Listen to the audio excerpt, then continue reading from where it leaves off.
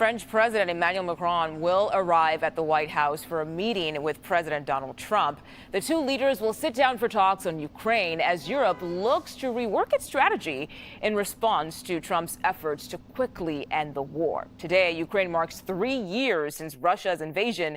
Over the weekend, Ukraine says Russia launched its largest drone attack. So far, it included more than 250 drones into Ukraine, killing at least 3 people. World leaders, including some of Ukraine's most important backers, are in Kyiv today to mark the 3-year date of that war. Meanwhile, in Brussels, European Union foreign ministers held a minute of silence in remembrance. CBS News foreign correspondent Imtiaz Tyab takes us to Kyiv, where concerns grow over President Trump's stance on the war.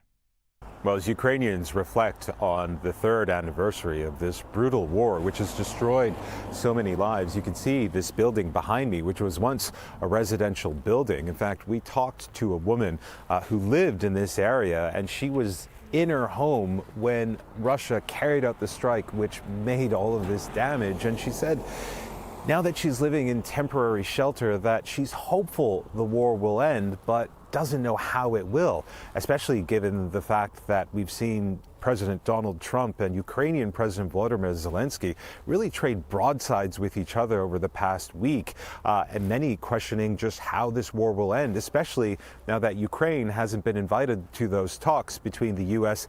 and Russia as part of ways to try to figure out how to end this war. Whatever the case, we've heard from President Zelenskyy, who said that he would resign if it meant his country would be at peace and if it were able to be part of NATO. Now, that's the transatlantic military alliance that Russia is so bitterly against, and something the Trump administration has already said Ukraine likely won't join as part of any deal it makes with Moscow. Back to you. Our thanks to Imtiaz Tyab for that report. Let's bring in CBS News national security correspondent Sam Vinograd now to dig a little deeper here. Sam, thanks for being with us on a Monday. What can we expect to be the key issues at hand for Trump's meeting with the French president today? Well, this is a very unique foreign leader visit. I've worked my fair share of foreign leader visits to the White House, and typically there's a broad-based bilateral agenda touching on a range of issues. This visit is really very narrowly focused on 2 topics. One is convincing President Trump not to abandon Ukraine.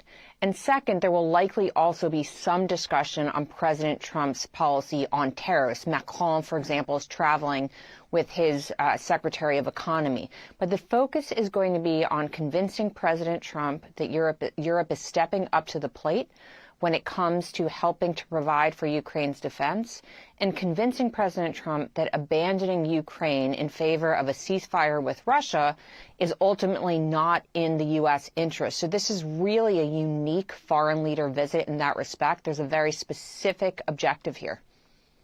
And I want to ask you about Trump here, because he rocked Europe when he called Zelenskyy a dictator and then blamed Ukraine for starting the war that Russia actually started. So what are we hearing from Zelenskyy here? Zelenskyy has been on record for years, and especially in the last few weeks, indicating that Russia invaded Ukraine, starting with the invasion of Crimea back in 2014, and then, of course, 3 years ago to the day, invading Ukraine more broadly.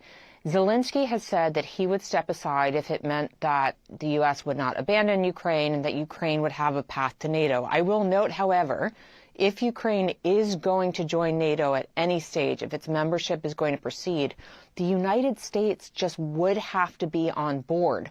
So Zelenskyy is likely taking a course of action whereby he is solidifying relationships with his European counterparts, including Macron and British Prime Minister Keir Starmer, who's coming to Washington later in the week, with other NATO allies, while trying to prevent Trump again from abandoning Ukraine and putting perhaps NATO membership on hold for some time. I will note that the United States is by leaps and bounds the biggest donor of security assistance to Ukraine, close to $200 billion.